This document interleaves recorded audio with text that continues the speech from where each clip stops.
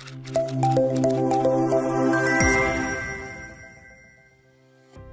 Everyone, আসসালামু আলাইকুম। Problem স্পটলাইটে আজ আমি জোবায়ের আছি তোমাদের সাথে।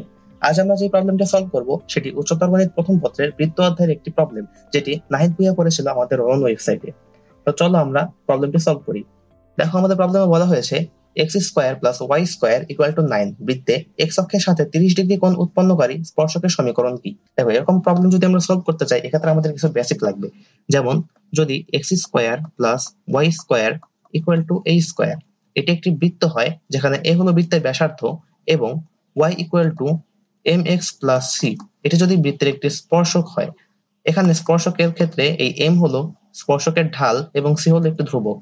তাহলে যদি x square plus y square equal to a square এই বৃত্তে y equal to m x plus c একটি স্পর্শক হয়, তাহলে আমরা সরাসরি সি এর মান বের করার জন্য একটি সূত্র ব্যবহার করতে পারি, যেটি হলো plus minus a into root over 1 plus m square. এই সূত্রটি ব্যবহার করে যদি আমরা সি এর মান বের করি, তাহলে কিন্তু আমরা খুব সহজেই আমরা এই প্রবলেমটি সলভ করতে পারবো। তাহলে দেখো, আমরা প্রবলেমটি সলভ করি। এখানে বলা হয়েছে x square plus y square equal to 9, যেটাকে আমরা লিখতে পারি x square plus y square equal to 3 square.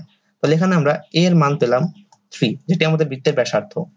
এখন যদি আমরা বৃত্তের ঢাল স্পর্শকের ঢাল বের করতে চাই, তাহলে আমরা পাবো ঢাল m equal to tan 30 degree, কেননা এটি এক্স অক্ষের সঙ্গে 30 ডিগ্রি কোণ উৎপন্ন করছে। তাহলে tan 30 ডিগ্রি, এখানে আমাদের ঢালের মান পাবো 1/√3। এখন আমরা তাহলে ধ্রুবকের মান যদি বের করতে চাই, তাহলে কি পাবো আমরা? Plus minus 3 root over 1 plus 1/3 equal to plus minus 3 into root over 4/3। এখানে আমরা মান পাবো প্লাস মাইনাস 2√3। দেখো, এটি কিন্তু আমরা সি এর মান পেয়ে গেলাম।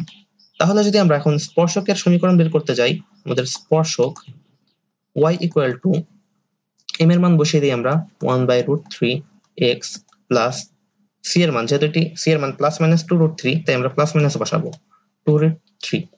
√3 দ্বারা যদি আমরা উভয় পক্ষকে গুণ করে দেই, তাহলে আমরা পাবো √3y equal to x plus minus 6। এরপর যদি আমি এই √3 কে যদি আমি ডান পাশে নিয়ে আসি, তবেই কিন্তু আমি এই সি অপশনটি পাবো। অর্থাৎ আমার এখানে সঠিক উত্তর হলো সি। আশা করছি তোমরা এই প্রশ্নটি খুব সহজভাবে বুঝতে পেরেছো। যদি কোনো এমসিকিউতে এই প্রশ্নটি এসে থাকে, তোমরা এই শর্টকাটে তোমরা এইটি সলভ করতে পারবে। তো আজকে এই পর্যন্তই। দেখা হবে আগামী পর্বে ভিন্ন একটি প্রবলেম নিয়ে। তোমরা যে কোনো প্রশ্নের লিখিত সমাধান খুঁজে পাবে প্রণনে। So never shy away from any doubt, just ask প্রণন।